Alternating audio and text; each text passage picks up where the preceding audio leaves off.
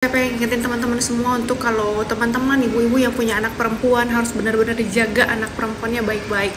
Jangan gampang percaya kalau mereka minta izin untuk nginep di rumah temennya, siapapun itu. Kalau kita nggak kenal baik anak itu, jadi jangan segampang itu untuk memberikan izin pada anak-anak perempuan kita ya. Jadi ini saya baru kedatangan pasien.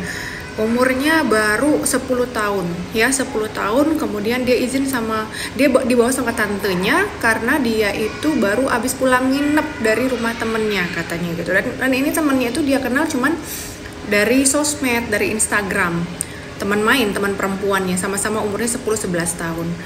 Dan ternyata ketika ditanya kamu habis ngapain dan segala macam, dia kurang meyakinkan jawabannya, dan akhirnya dia dibawa sama tantenya karena orang tuanya nggak berani membawa dia periksa ke dokter obgyn. Dan di situ dia cerita bahwa saya pengen cek nih dok, ini ponakan saya udah macem-macem nggak, karena dia ini nginep di rumah temennya, katanya kita lagi lengah, kita lagi banyak kegiatan di rumah, orang tuanya lagi keluar kota, dan dimintain izin dan dia nyelinep pergi, katanya sih nginep di rumah temennya gitu. Dan ternyata usut punya usut, akhirnya saya periksa, saya tanya-tanya adiknya, ternyata mereka dia itu nginep di rumah temennya itu berempat, jadi 2 cewek 2 cowok, udah janjian ada di situ. Cowoknya itu anak-anak laki-laki juga, usianya baru 13 tahun, dan katanya dia pacaran baru 2 minggu, dan itu pun kenal dari Instagram, TikTok, dan sebagainya.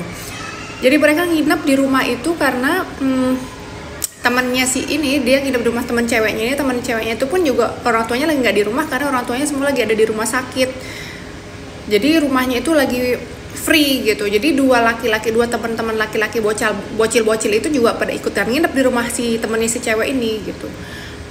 Ya Allah ya Robbi. Dan di situ saya tanya, kemudian saya periksa. Sebelum saya periksa saya tanya memang kan, gimana kejadiannya di sana, kamu udah ngapain aja. Dan tentunya dengan pendekatan psikologi kepada anak-anak, akhirnya sebelumnya dia nggak mau ngaku sama tantenya, sama om, sama bapak ibunya kalau dia udah ngapa-ngapain. Dan ternyata di situ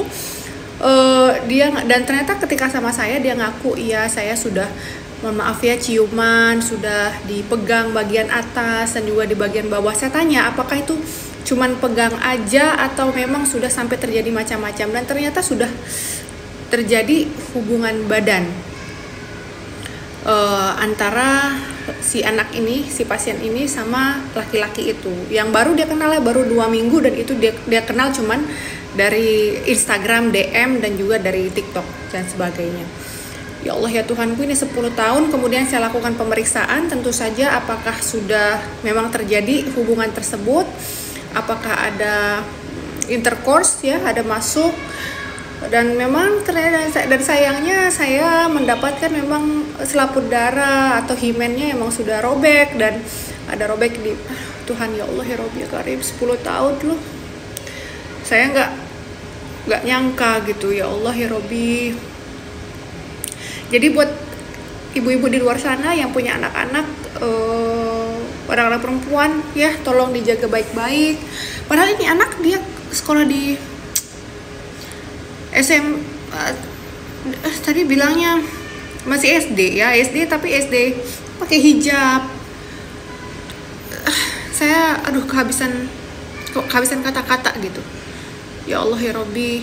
Dan terakhir lagi saya tanya dan saya ingetin ya, jadi jangan cerita sama siapa-siapa, jangan kasih tahu siapapun kalau kamu sudah melakukan ini. Kita harapkan nanti bisa sembuh kembali selaput darah yang sudah rusak itu, dan jangan pernah ceritakan aib itu sama siapapun.